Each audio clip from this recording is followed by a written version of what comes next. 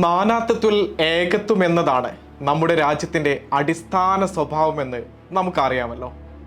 വൈവിധ്യങ്ങളെ ചേർത്ത് പിടിക്കുക എന്ന മനോഹരമായ ആശയം. ഈ ആശയമാണ് നമ്മുടെ രാജ്യത്തെ വേറിട്ടു നിർത്തുന്നതും ബഹുസ്വരതയാൽ സൗന്ദര്യമുള്ളതാക്കി തീർക്കുന്നതും. ഇന്ത്യയുടെ ഈ സവിശേഷ സ്വഭാവത്തിന് തുരങ്കം വയ്ക്കുന്ന മറ്റൊരു നീക്കമാണ് ഒരു രാജ്യം ഒരു തെരഞ്ഞെടുപ്പ് അംഗീകരിച്ചതിലൂടെ മോദി സർക്കാർ ലക്ഷ്യമിടുന്നത്. ഒറ്റ തെരഞ്ഞെടുപ്പ് സംവിധാനത്തെക്കുറിച്ച് മുൻ രാഷ്ട്രപതി രാംനാഥ് കോവിന്ദ് അടങ്ങുന്ന ഉന്നതാധികാര സമിതിയാണ് പഠന റിപ്പോർട്ട് സമർപ്പിച്ചത്.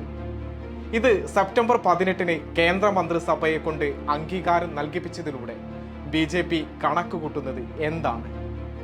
മതനിരപേക്ഷ ജനാധിപത്യ ഫെഡറൽ റിപ്പബ്ലിക്കായ നമ്മുടെ രാജ്യത്തിന് ഈ നീക്കം എങ്ങനെ പ്രതികൂലമായി ബാധിക്കും? നമസ്കാരം, രാഷ്ട്രീയ ഇന്ത്യയിലേക്ക് സ്വാഗതം.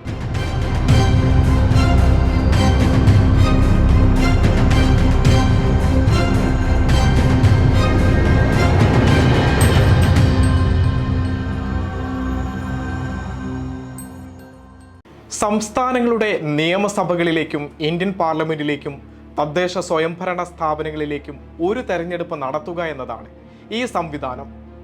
നമ്മുടേതുപോലുള്ള ഒരു ജനാധിപത്യ രാജ്യത്ത് ജനസംഖ്യയിൽ ഒന്നാമത് നിൽക്കുന്ന 6 നാട്ടിൽ 100 ഭാഷ എന്നതുപോലെ വൈവിധ്യങ്ങൾ നിറഞ്ഞിരിക്കുന്ന ഈ രാജ്യത്ത് സംവിധാനം ഒട്ടും പ്രായോഗികമല്ല എന്നതാണ് വസ്തുത. ഭാഷ, പ്രാദേശികത, ഉപപ്രാദേശികത, ജാതി, മതം തുടങ്ങിയ അനേകം വൈവിധ്യങ്ങളുടെ സമ്പന്നതയാണ് നമ്മുടെ രാജ്യത്തിൻ്റെ കരുത്ത്. ഈ വൈവിധ്യങ്ങളെ സംരക്ഷിക്കുന്നതാണ് നമ്മുടെ ഫെഡറൽ ജനാധിപത്യം.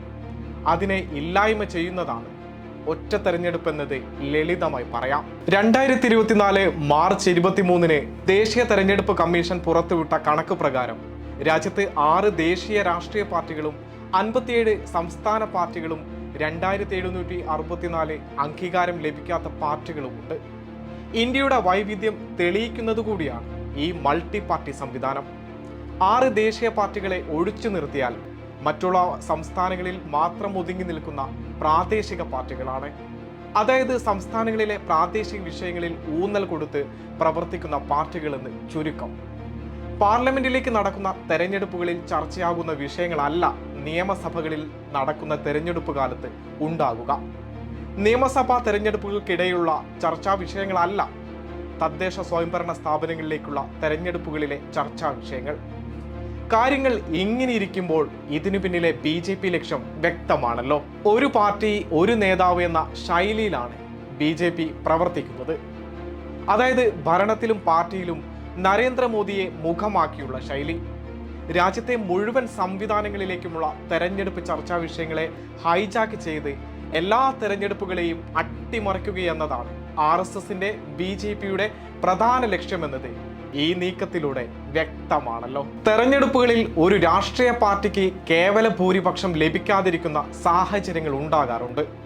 അങ്ങനെയുള്ള തൂക്കുസഭകൾ തദ്ദേശ സ്വയംഭരണ സ്ഥാപനങ്ങളിലും സംസ്ഥാന നിയമസഭകളിലും പാർലമെന്റിലും വരുന്നത് തടയാൻ ഈ ഒറ്റ തെരഞ്ഞെടുപ്പിലൂടെ കഴിയില്ല.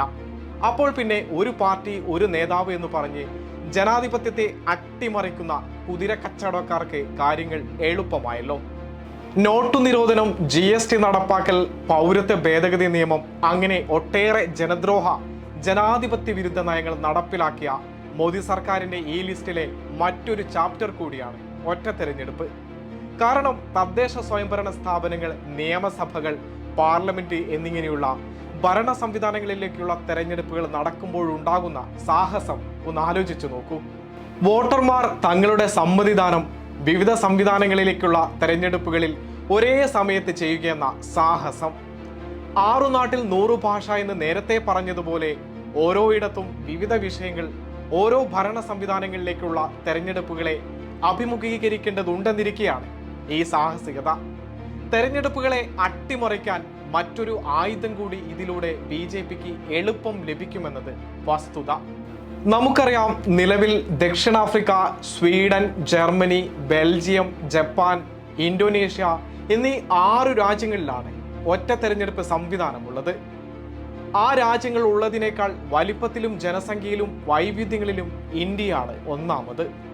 അതുകൊണ്ട് തന്നെ ഒറ്റ തെരഞ്ഞെടുപ്പ് നടപ്പിലാക്കിയ 6 രാജ്യങ്ങളുമായുള്ള ഒരു താരതമ്യത്തിന് സ്കോപ്പിൽ നിന്ന് സാരം. ഒറ്റ തെരഞ്ഞെടുപ്പ് നടപ്പിലാക്കണമെങ്കിൽ ഭരണഘടനയിലെ 83, 85, 172, 174 എന്നീ വകുപ്പുകൾ ഭേദഗതി ചെയ്യേണ്ടതുണ്ട്. കേവല ഭൂരിപക്ഷത്തിലല്ല BJP രാജ്യം ഭരിക്കുന്നത് എന്നിരിക്കെ എങ്ങനെ ഈ ഭേദഗതികൾ നടപ്പിലാക്കാൻ ആ പാർട്ടിക്ക് കഴിയുമെന്നതിൽ സംശയമുണ്ട്. ജനാധിപത്യ ധ്വംസനത്തിന് ഏത് രീതിയും നടപ്പിലാക്കാൻ മടിയില്ലെന്ന് കാണിച്ച ആ പാർട്ടിക്ക് ചിലപ്പോൾ ഈ ഭേദഗതിയും എളുപ്പമായേക്കും. തെരഞ്ഞെടുപ്പ് ജനാധിപത്യത്തിന്റെ മനോഹാരിതയും ഫെഡറൽ മൂല്യങ്ങളുടെ കരുത്തും നിലനിൽക്കേണ്ടതുണ്ട്.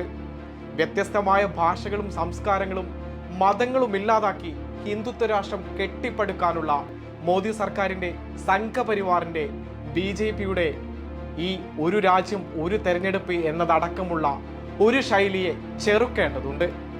ജനാധിപത്യത്തെ, ഭരണഘടനാ മൂല്യങ്ങളെ സംരക്ഷിക്കാൻ രാജ്യം പ്രതിരോധം തീർക്കേണ്ടതുണ്ട്.